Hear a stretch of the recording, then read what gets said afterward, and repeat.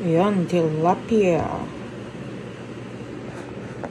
As you can see guys, $4.97 lang. So, $5 lang to. At 2 piraso. Samantalang last time nang bumili ako, it was actually $7. Isang piraso lang. So, binili ko to sa isang Mexican store. Hindi na ako bibili doon sa Filipino store. Masyadong sila hold up. Alright, na-defrost na siya by using my microwave. So, ngayon, i-adobo o kaya anong masarap dito? Yeah, adobo. Meron pang paksiw. Yun, paksiw. Ayun, and of course, kailangan ko rin ng veggies. So, I have to put some veggies here at kung ano-ano pang ingredients or sangkap na ilalagay ko. Ayan, completos recados na. So, yan. Luto ko na lang. Paksiw adobo. Yeah. With some veggies and other stuff. Diba?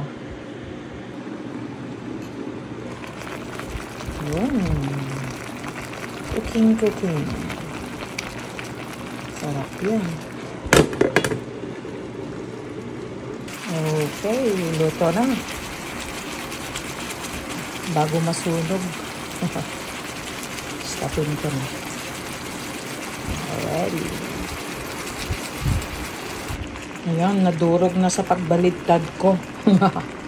Pero masarap. Kain na mga anak. Ayan, kailangan matikman agad.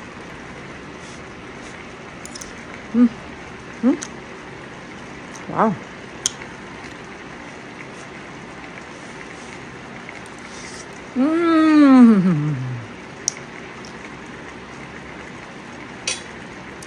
Takot ako ba mama may tinik. Sarap pala. Para pag adobo. Adobong paksiw.